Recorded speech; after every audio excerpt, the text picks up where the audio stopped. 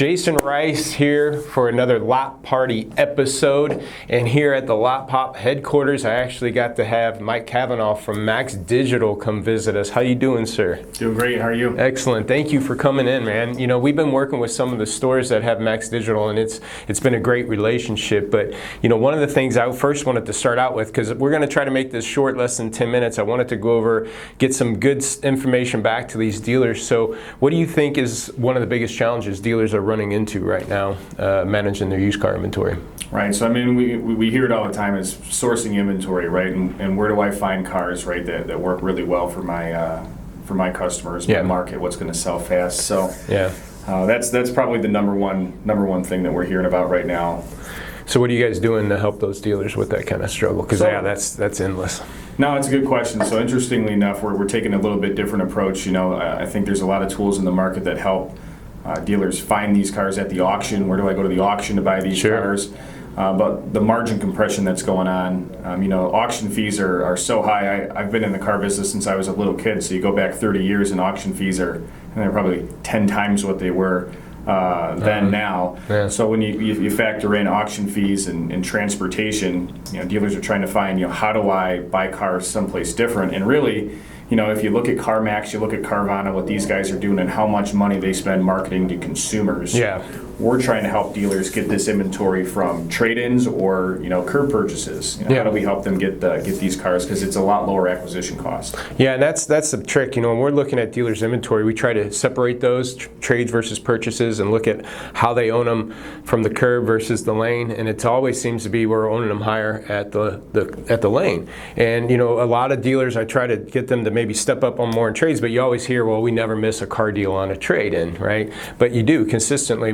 We do kind of see those type of numbers that they do end up owning those cars more at the curb or at the lane, and it could just be ego thing, you know, not letting the other guy beat you out on getting that car and stuff. But definitely that, and then you know, service is another thing I think dealers don't tap into a lot, is working that service lane. You were talking to me earlier about using the tool to help with that. What are you guys doing there? Yeah, so interesting story. So I was with the dealer group, pretty big dealer group down in South Texas last week, and we were talking about implementing a new tool of ours called Max My Trade in the service drive. And so this is really a collaborative appraisal tool that allows like a service advisor or a salesperson to go through and score out a car on an iPad or on their phone or on the desktop and walk through, and most of the time this is used on an iPad. And in the service drive, you know, imagine when a customer comes in, they're checking in their car, and just like you would do when you're renting a car, right? You go through and you say, hey, look, before we take this into service, I want to look at a couple things with you. Let's take a look at the exterior of the vehicle, and you know, are there any dents, scratches, anything like that? Okay, great. How would you rate your exterior overall, 1 through 10? 1 being the worst, 10 being the best. That's probably a 7. You know, I've got a scratch here, a bump here. Okay, before we bring this into service, I also want to make sure that you don't have anything valuable in the car. Let's take a look through the interior, make sure that there's nothing, you know, out of place or ripped. You got everything you need. Okay, how would you rate the interior car? You know, I smoked in here, there's a burn hole, that's a 6. Okay, great. Let's go through here and, you know, we'll rate your car a 6. So then what happens is all of the information that you get from the customer, and it could be 5 questions, 10 questions, whatever you want it to be, it gets sent to your used car director, your used car manager in your IMS, and lets them know there's an appraisal waiting, and it'll automatically tell them, is this a green light car, yellow light car, red light car? And that means, you know, green light car, was this a car we sold fast and made a lot of money on?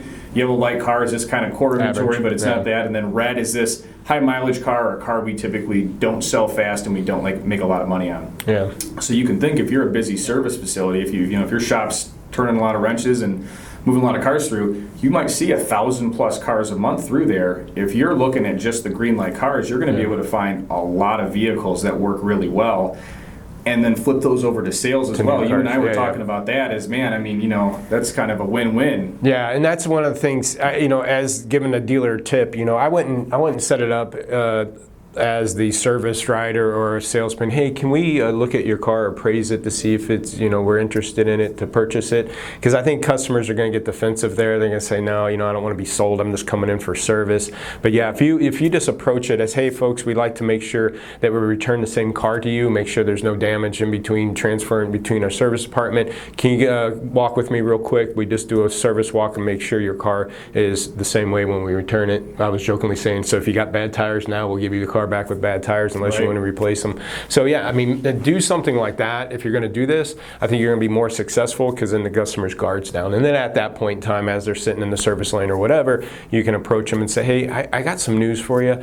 You know, we got your car back in service, but we recognized, you know, this is a type of vehicle that we need a lot of, and it's in really good condition, like you told me. And my manager came up with some numbers if you're interested in hearing what you might be worth, and then if you wanted to trade it, that kind of approach. And Right. you have dealers doing that kind better now, and yeah, it's definitely. working. And I got to tell you, you know, the GM of one of the stores in that group that I was talking about last week is he said, look, I'm going to pay my service advisors, you know, $200 a car Oh, wow. for every car they take in. You know, one, it's hard to find good people in service, right, and keep Sure. them. So I can give these guys a pay raise by not doing much else.